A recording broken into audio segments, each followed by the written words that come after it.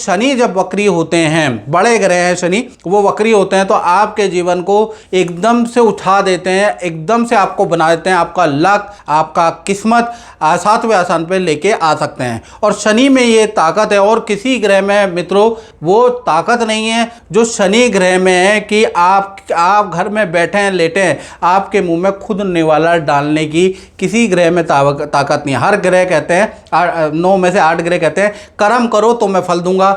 शनि लेकिन कहते हैं कि शनि जो है आपके देखा जाए तो आपके मुंह में भी निवाला डाल सकते हैं। इस ग्रह में ये ताकत है और कई लोगों को मैंने बनते हुए देखा है। 30 साल के करियर में बहुत से ऐसे लोग देखे जो पहले करोड़पति थे, आज की डेट में करोड़ और खरबपति हैं। कुछ लोग बड़े बड़े विधायक हो गए, कुछ लोग मंत्री हो गए, कुछ लोग बड़ी बड़ी पोस्ट पे हो गए। ये सब शनि का आशीर्वाद है, शनि की बदौलत है। इस वजह से शनि जिसको बनाता है ना, उसको कोई ग्रह नहीं गिरा सकता।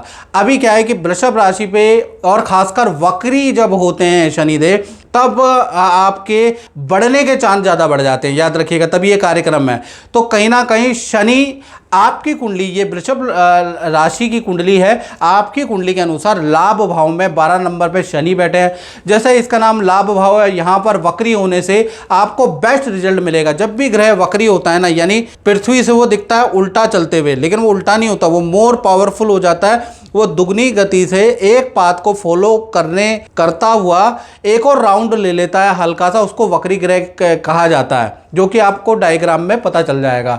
तो कहीं ना कहीं जब भी ग्रह वक्री होता है तो बेस्ट रिजल्ट देता है। तो यहाँ पर सूत्र और शास्त्र, दोनों सूत्र और शास्त्र बोलते हैं लाभे शनि वक्री मिश्रित फलदायका, यानी वृषभ राशि के लिए अच्छा बुरा दोनों प्रकार का ये 138 दिन एक्सपीरियंस रहने वाला है। यानी 13 जुलाई से और 28 नवंबर तक आपको अच्छा भी मिलेगा और बुरा भी फल मिलेगा। क्योंकि यहाँ पर शनि को अगर आप देखोगे तो नवम और दशम के स्वामी लाभ भाव में बैठे हैं। तो सबसे पहला लाभ यह 138 दिन में कराएगा।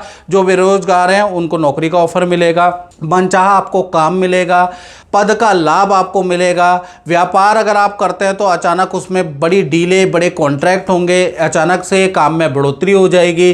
साथ ही साथ लव और रिलेशन में भी सुधार होगा और लव के भी कुंवारों के योग बनते हैं, क्योंकि शनि लाभ भाव में बैठे हैं। तो पंचम जो 7वीं दृष्टि है वो पंचम भाव पे। साथ ही साथ देखा जाए तो मित्रों, भाई बहन, रिश्तेदारों से रिलेशन बहुत अच्छे हो जाएंगे। 138 दिन ऐसे ऐसे लोग आपसे कांटेक्ट करेंगे, आपके संपर्क में आएंगे जो कई साल से आपके मित्र नहीं थे, यानी दोबारा रियूनियन होगी, दोबारा आपके संबंध बनेंगे। साथ ही साथ देखा जाए तो भाई से जो रिलेशन खराब थे वो ठीक कराएगा, मित्रों से बोलचाल बंद थी वो ठीक कराएगा। यानी करियर के लिए बहुत अच्छा है और खासकर विद्यार्थियों के लिए भी ये स्थिति काफ़ी अच्छी रहने वाली है। विद्यार्थियों का भी पढ़ाई में बेस्ट रिजल्ट मिलेगा, पढ़ाई में भी मन लगेगा। जो सब्जेक्ट में आप चाहते हैं कि भाई ये सब्जेक्ट में मैं अच्छी तैयारी करूं, तो आपको कर देनी चाहिए। 138 दिन आपके फेवर में है, ये आपको लाभ देंगे। तो कुल मिलाकर देखा जाए तो लाभ भाव में ये जो शनि है ना, इनको नमन करो वृषभ राशि वालों। ये आपके करियर के लिए, धन के लिए बड़े लाभकारी, याद रखिएगा।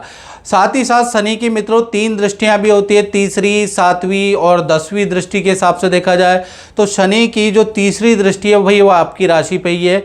ये देख रहे हैं शनि की तीसरी दृष्टि आपकी राशि वृषभ राशि पे।